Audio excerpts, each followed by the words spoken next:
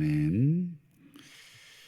오늘 함께 보신 본문으로 하나님의 소원이 무엇인가, 하나님의 소원이 무엇인가라는 제목으로 함께 말씀을 나누겠습니다. 오늘부터는 이제 역대기의 말씀을 이제 모두 마치고 이제 에스라 말씀을 보도록 하겠습니다. 우리말 성경에는 이제 역대, 상하, 에스라, 느헤미야, 에스더 이렇게 이어지지만 예전에 말씀드린 것처럼 유대인들이 가지고 있는 구약 성경, 이 타나크라고 되어 있는 이 구약 성경을 보시면 사실은 이 역대하가 맨 끝에 있고 에스라가 그 앞에 있습니다. 뭐 이유는 뭐 있겠지만 어쨌든 이 순서가 그렇습니다. 근데 이제 어떤 흐름상, 우리 이제 시간의 흐름상, 내용의 흐름상 역대기는 이제 왕들의 기록이고요. 그리고 에스라, 느헤미야, 에스더는 포로 이후의 기록이기 때문에 시간의 흐름상으로는 이제 우리말 성경이 이제 이해하기는 좋습니다. 그래서 우리 오늘부터 이제 에스라를 이제 우리가 좀 보겠습니다. 우리 역대기의 마지막 내용이 뭐였냐면 바벨론으로 끌려가는 내용이었습니다. 한번 그 부분을 한번 보죠. 역대하 36장 20절인데요. 앞에 부분은 이제 예루살렘 성전이 무너지고 성벽은 회파되고 그 다음에 온갖 성전의 그 예배 도구들 있잖아요. 그거 다 뺏기고 그런 내용이 나오고, 그 다음 칼에서 살아남은 자, 전쟁에서 이제 죽지 않은 사람이죠. 그가 바벨론으로 사로잡아가매 무리가 거기서 갈대아의 왕 그의 자손의 노예가 되어 바사국이 통치할 때까지 이르니라. 바벨론으로 끌려가서 바사 제국이 통치할 때까지 이제 있었다, 이렇게 되어 있죠. 바벨론으로 아마 최종적으로 끌려간 게 1차, 2차, 3차. 그래서 마지막 3차가 주전 586년 경이 되겠고, 그리고 바사국은 여러분 바벨론하고 전혀 다른 나라입니다. 발음도 다르지만 바사는 여러분 페르시아를 우리가 우리말식으로 바사 이렇게 표기를 한 것입니다. 예전에 우리 네덜란드를 화란 이렇게 표기하듯이, 그리고 LA를 여러분 LA를 라성이라고, 나성에 가면 이게 LA가 이제 발음이 라잖아요, 라. 그래서 라성 이렇게 표기했는데, 이제 이런 거는 좀 바꿨으면 좋겠는데 이게 이제 좀 현대식 발음하고도 맞지 않아서 성경을 읽을 때 이게 도움이 되지를 않습니다. 여러분 바사 제국, 세계사적으로 바사라고 부르는 나라는 없어요. 그냥 페르시아죠, 페르시아. 어쨌든 여러분 페르시아가 바벨론을 또 사로잡아 버립니다. 이해하기 좋게 여러분 바벨론 제국은 지금의 이라크 땅이고요, 페르시아는 그 옆에 있는 이란입니다. 이란. 그래서 이란이 이제 이 페르시아 바벨론까지 이제 먹게 되는, 좌우간 이 세계사의 흐름을 좀 배우시면 성경을 이해하시는데 도움이 많이 됩니다. 좌우간 어쨌든 시간이 흘러 바벨론이 망하고 그 다음에 페르시아가 이 세계를 정복을 합니다. 그래서 이 바사 제국이죠, 페르시아가 이란이죠, 이란 민족들이 세계를 정복을 합니다. 그리고 그 바사 제국, 그 페르시아 제국을 건립한 우리 최초의 왕이 누구냐면 고레스라고 하는 왕입니다. 고레스. 그래서 이 고레스 왕을 통해서 하나님께서 마침내 포로 생활을 마감시키죠. 70년 정도 되는 포로 생활을 마감을 시킵니다. 우리가 일제 36년이니까 딱 2배 정도 우리 포로. 근데 우리는 뭐 여기에서 이렇게 끌려간 사람도 있지만 주로 여기서 이렇게 있었다면 이제 바벨론은 대체로 끌려갑니다. 다 죽거나 끌려가고 이 이스라엘 땅은 약자들, 그리고 이제 뭐 성경의 표현대로 하자면 천민들, 천한 사람들, 이런 사람들 남겨놓는 그런 땅이 되죠. 그래서 오늘 역대하 마지막 36장 22절 20 한번 보실까요? 거기 보시면 이렇게 돼 있죠. 바사의 고레스 왕 원년. 이게 바사가 이제 페르시아고 고레스는 이 페르시아를 세운 왕입니다. 그리고 그 왕의 첫 임기 원년, 여호와께서 예레미야의 입으로 하신 말씀을 이루시려고, 이게 이제 70년 포로 생활을 하겠다라는 예레미야에 보면 예고가 되어 있죠. 여호와께서 바사의 고레스 왕의 마음을 움직이셨고 그 고레스가 온 나라에 공포도 하고 조소도 내렸다, 이렇게 되어 있죠. 이게 이제 역대하 36장 마지막 22절 이제 23절 기록인데요. 오늘 이 소위 요것을 우리가 고레스 칙령이라고 합니다. 고레스가 내린 이 조서, 고레스 칙령.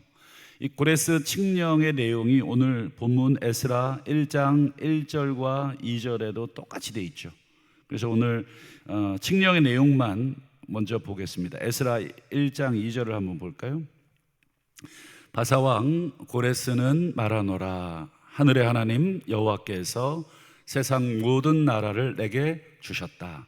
이게 이제 자기가 이제 이 중동의 패권을 잡았다, 뭐 이런 뜻이 되겠죠. 바벨론을 복속시키고 뭐 애굽도 복속시키고 그 다음에 유다 땅은 당연히 복속시키고 거대한 대제국을 이루게 되죠.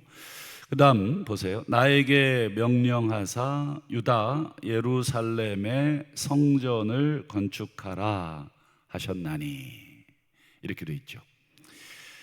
그러니까 이제 바사 제국, 페르시아 제국의 고레스가 이제 하나님의 명을 받았다, 이렇게 지금 칙령에 기록하고 있는 것이죠. 그리고 3절도 보실까요? 이스라엘 하나님은 참 신이시라. 너희 중에 그의 백성 된 자는 다 유다 예루살렘으로 올라가 이스라엘 하나님 여호와의 성전을 건축해라. 그러니까 하나님이 나에게 성전 건축하라고 하셨고 하나님의 백성들은 이제 다 돌아가서 니네 나라 가서 성전 지어라. 이게 칙령의 핵심 내용입니다. 이 칙령이 성경에만 기록이 돼 있었는데, 한 최근이죠. 뭐 최근이라 봤자 이제 아마 한 100여 년 됐나요? 제 정확한 연도가 기억이 나지 않는데, 이 고레스의 칙령이 기록된 원통이 발견이 된 것입니다. 그걸 한번 한번 사진으로 한번 보여드리겠습니다. 이렇게 생겼습니다. 제가 직접 이 페르시아 제국을 한번 간 적이 있었는데 한 20년 전에 이 원통이 그대로 이렇게 보존이 되어 있습니다. 크질 않습니다. 한 요만합니다. 요만한데 부분 깨졌고 뒷부분도 깨져 있는데, 제가 찍어놓은 사진을 찾다가 못 찾아서 이제 검색을 해보니까 뭐 제가 찍은 것보다 훨씬 잘 돼 있어서, 여기 보면 이제 잘 보이시지는 않지만 깨알같이 이제 글씨가 기록되어 있는데, 감사하게도 이게 이제 다 번역이 돼서 얼추 이제 나온 것이죠. 이 내용이 그 내용입니다.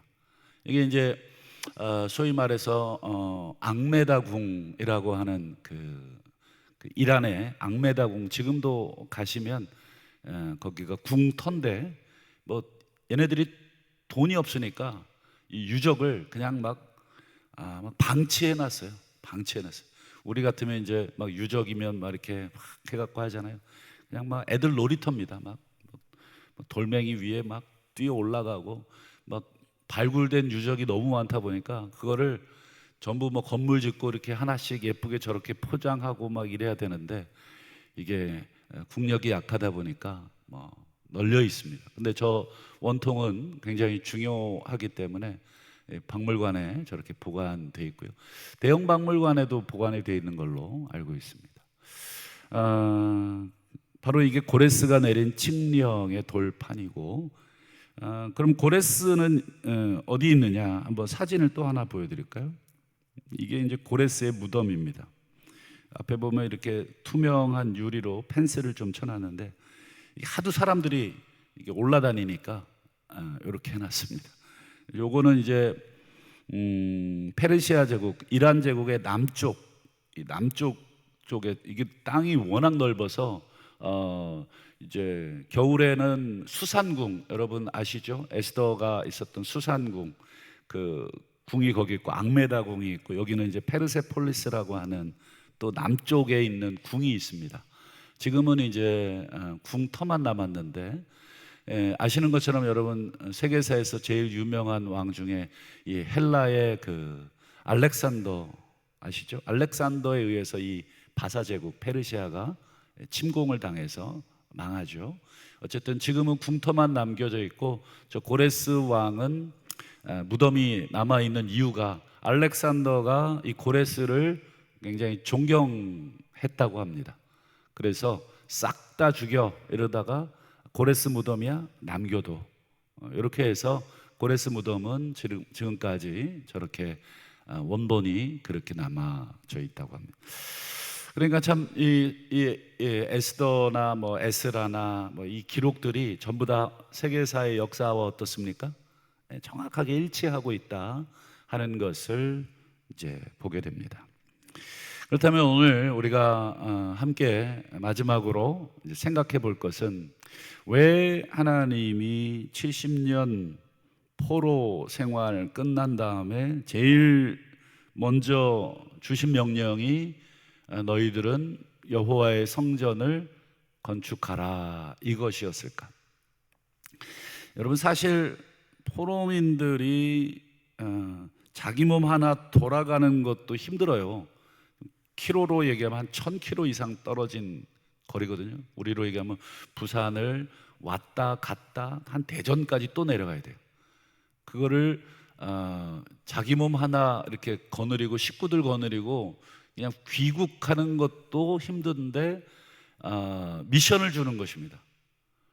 그리고 여러분, 고향 땅 가면 누가 뭐 이렇게 플랜카드 들고 어서 와, 잘 왔어, 오래간만이야 이러고 있는 곳이 아닙니다. 70년 여러분 떠나 있었으면 이제 고향이 아니고, 자식들은 이스라엘이 어떻게 생긴지도 몰라요. 바벨론에서 다 태어났기 때문에. 자식들 돌아가겠습니까? 제 주변에 그 친구들도 미국에 뭐 공부하러 갔다가 못 돌아와요. 자식들이 거기서 태어났거든요. 그러니까 얘네들은 거기 교육에 이미 익숙해 있고 거기 문화 다 익숙해 있어요. 그러니까 부모님이 이제 뭐 한국으로 공부 마치고 돌아오겠다 그래도 자식들이 싫어합니다. 가족들이 반대하니까 돌아갈 수가 없죠. 근데 여러분, 70년 포로 생활, 물론 노예 생활을 했지만 여러분 또 거기 나름대로의 삶의 터전이 다 잡혀져 있고 거기서 인간관계가 다 잡혀 있는데, 돌아오라 그래도 돌아올 똥 말똥인데, 빈손으로 돌아오기만 해라 해도 돌아오기 힘든데 하는 말이, 돌아가서 성전 지어라. 이렇게 성전 짓는 거, 여러분 솔로몬 시대의 이 막강한 힘으로도 이 절대 군주의 힘으로도 성전 건축 20년 걸렸습니다. 7년 걸렸습니다. 7년. 그러니까 이 한번 상상을 해보면, 나중에 더 살펴보겠습니다만 이 포로민들이 무슨 힘이 있습니까? 그러니까 이 성전 건축하는데 한 40년 이상 걸립니다. 바로 돌아오자마자 막 으쌰으쌰 해가지고 막 쫙 올린 게 아닙니다. 40년 동안 민기적 막 짓다가 말다가 또 못해 그러다가. 그래서 여러분, 학개서에 보면 막 하나님이 학개를 통해서 막 엄청나게 뭐라고 하시잖아. 너희들 지금 뭐 하냐? 성전 안 짓고 뭐 하냐? 자꾸 이제 이 내용들이 이제 나오죠. 그러면 왜 하나님이 이 포로민들 데려다가 성전 건축부터, 그게 쉬운 일이 아니고 지금처럼 뭐 공사 기구들이 막 발달된 시대도 아니고 전부 육체 노동으로 지어야 되는 그 힘든 작업을 왜 시켰을까? 그 이유는 딱 한 가지뿐입니다. 여러분, 성전의 중요한 기능, 성전이 여러분 어떤 곳입니까? 그냥 우리가 뭐 이렇게 건물로서의 성전만 생각하지, 성전의 중요한 기능이 두 가지입니다. 첫 번째는 죄를 용서받는 곳입니다. 성전에서 제사를 드림으로 죄를 용서받죠. 두 번째는 뭐겠습니까? 그렇죠. 하나님이 우리를 만나 주시는 곳이 성전입니다. 그러니 여러분, 포로로 왜 끌려갔습니까? 포로로 왜 이렇게 생활했습니까? 죄 때문에 끌려갔죠. 그리고 그리고 성전을 헐어버렸다는 것은 하나님이 내가 너희를 더 이상 만나지 않겠다는 뜻입니다. 근데 돌아와서 여러분, 성전을 짓지 않으면 이 두 가지가 해결되지 않습니다. 죄의 문제와 하나님의 임재, 하나님을 만나는 이 두 가지. 여러분, 죄 때문에, 그리고 하나님이 함께 살기 싫어서 쫓아내 버리셨는데 다시 돌아와서도 하나님을 안 만난다, 하나님께 예배하지 않는다, 죄의 문제를 하나님 앞에 얘기하지 않는다. 여러분, 포로에서 돌아올 이유가 없는 것입니다. 뭐 예루살렘에 있나 바벨론에 있나, 거기서 죄 짓나 여기서 죄 짓나 똑같은데 못하러 돌아오게 하고 못하러 성전 짓게 하겠습니까? 성전 지으라는 것은 내가 죄의 문제, 그리고 너희들과 함께하는 문제를 다시 해결하겠다, 이런 뜻이 됩니다. 오늘 말씀의 제목이 하나님의 소원이 무엇인가? 하나님의 소원이 뭐냐? 성경을 여러분 창세기부터 요한계시록까지 쭉 읽어보시면 대번 알 수 있습니다. 하나님의 소원은 이 역사의 시작인 에덴 동산에서부터 역사의 마지막인 새 하늘과 새 땅에 이르기까지, 이게 창세기와 요한계시록이잖아요. 창세기와 요한계시록 이르기까지 하나님의 소원은 딱 한 가지. 그게 무엇입니까? 임마누엘입니다. 임마누엘. 내가 너희들과 함께 하겠다. 이게 하나님의 소원입니다. 에덴에서 사람과 함께 거니르셨죠. 그리고 저 새 하늘과 새 땅, 요한계시록의 기록에 보면 거기도 마찬가지고 하나님이 사람과 함께 집 짓고 사는 이야기가 마지막 요한계시록 21장, 22장의 내용입니다. 그러니까 하나님의 꿈은 처음부터 끝까지 인간과 함께 하기를 원하시는 것. 그래서 인간을 지으신 것이고 그 인간을 끝까지 포기하지 않고 데려가시는 것. 그걸 정확히 설명해 주는 것이 여러분 무엇입니까? 성육신 사건입니다. 성육신 사건. 예수님이 이 땅에 오신 것은 여러분, 이걸 신학적으로 정확하게 표현하면 참 성전이 오신 사건입니다. 참 성전이 오신 사건. 이게 성육신의 정확한 신학적인 의미입니다. 진짜 성전을 하나님께서 하늘로부터 땅으로 보내셔서 진짜 성전인 예수 그리스도 안에서 두 가지를 다 해결하시기 위하십니다. 두 가지가 무엇입니까? 성전의 두 가지, 죄 용서의 문제, 두 번째 임마누엘의 문제, 하나님이 함께 하시려고 하는 문제. 그거를 정확하게 설명해 준 사건이 성육신이고, 마태복음 1장 21절과 23절을 보면 이 두 개를 다 설명하는 이유가 여기 있는 것입니다. 여러분, 예수님이 이 땅에 오신 그 기록을 마태가 전하면서 아들 낳을 건데 이름 예수라고 해라. 왜냐? 그가 자기 백성을 그들의 죄에서 구원할 자, 죄 용서할 자다. 이게 첫 번째이고, 이게 성전이 하는 일이잖아요. 여러분, 죄 용서는 성전에서만 이루어지는데 예수 안에서 죄 용서를 하시겠다. 두 번째가 뭐라고 말씀드렸습니까? 성전에 하나님이 인간을 만나주시는 것. 23절이 그 얘기잖아요. 예수의 이름을 임마누엘이라고 하라. 그 뜻이 무엇인가? 하나님이 우리와 함께, 이런 뜻입니다. 예수는 성전으로서 이 땅에 오셔서 죄의 문제, 임마누엘의 문제를 전부 해결해 주신 분, 이렇게 되어 있는 것입니다. 여러분, 그러나 더 중요한 게 있죠. 임마누엘이신 예수가 오셔서 죄의 문제를 해결하시고 우리와 함께 하시고, 아무리 그 좋은 것들을 그 하나님이 선물로 보내주셔도 진짜 더 중요한 게 뭐예요? 그 선물을 받는 것이 중요한 것입니다. 하나님은 여러분 억지로 우리의 입에다가 쑤셔 넣어 주시는 분이 아니다. 그건 사랑이 뭔지를 모르기 때문에 그런, 가끔 우리를 막 강제로 막 예수 믿게 해달라 그러고 그렇지 않습니다. 여러분, 사랑의 속성은 강제성이 전혀 없습니다. 주긴 주지만 그걸 받을 때까지 기다리는 것, 그게 사랑의 속성입니다. 그래서 하나님은 어떻게 보면 막 전능하시고 힘이 있으시지만 하나님은 사랑이시기 때문에 우리 인간에게 어찌 보면 하나님의 사랑을 막 강제로 주입하시는 그런 분이 아니라 우리가 인격적으로 마음 열고 받아들이기를 기다리신다. 이게 기본적 사랑입니다. 여러분, 우리 누군가가 어떤 이성을 좋아하는데 막 칼 들고 나랑 결혼 안 해주면 너 죽고 나 죽고, 그렇게 해서 여러분 결혼하면 그게 사랑에 의한 결혼이 아니라 그거는 위협에 의한 결혼뿐이죠. 그건 참된 사랑도 참된 결혼도 아닌 것입니다. 하나님이 예수를 보내셔서 막 목에 칼을 대고 예수 믿으라고 하시나요? 그렇지 않다. 그것처럼 여러분, 마지막 제일 중요한 것은 이제 그 하나님의 사랑을 우리가 받아들이는 것. 그래서 여러분, 이사야 55장을 마지막으로 보겠습니다. 55장 7절에 하나님이 마치 구걸하듯이 돌아와라. 그리하면 그가 긍휼히 여기시리라. 우리 하나님께로 돌아오라. 그가 너그럽게 용서하시리라.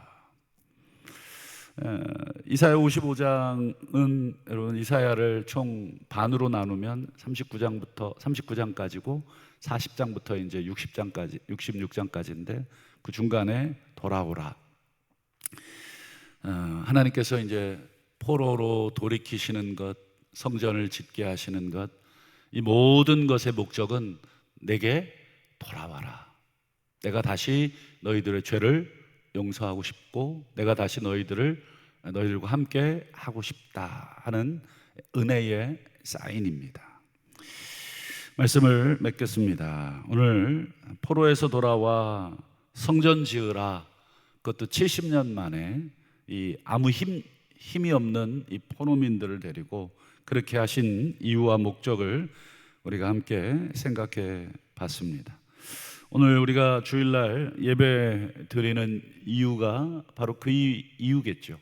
우리 하나님에게 돌아와서 우리가 하나님 안에서, 예수 그리스도 안에서 영과 진리 가운데 예배함으로 참된 용서가 예수 안에서 일어나고, 예수 안에서 우리가 하나님을 만나고, 예수 안에서 기도하고. 그래서 여러분, 신약 성경의 가장 중요한 주제 중에 하나가 그리스도 예수 안에서, 엔 크리스토라고 하는 아주 중요한 신학적인 용어입니다. 사도 바울의 편지를 보면 전부 그리스도 안에서, 그리스도 안에서, 그리스도 안에서. 왜 이렇게 그리스도가 지겨울 만큼 그리스도를 강조했느냐? 바로 그리스도가 참 성전으로서 죄의 문제와 임마누엘, 그 문제를 온전히 하나님께서 예수 안에서 하셨기 때문에 예수를 이야기하지 않으면 여러분, 우리의 구원도, 하나님이 우리와 함께 하시는 것도 불가능하기 때문에 그렇습니다. 오늘 복된 주일, 우리가 예수 때문에 우리가 하나님 앞에 이렇게 아무 공로 없이 예배 드릴 수 있는 것이고, 우리가 예수님의 그 은혜 덕분에 우리가 하나님 앞에 두 손 들고 올라갈 수 있는 줄로 믿습니다. 바라기는 오늘도 감사의 제사로 우리 하나님을 영화롭게 하여 드리는 우리 복된 우리 모두가 되시기를 주님의 이름으로 축원합니다.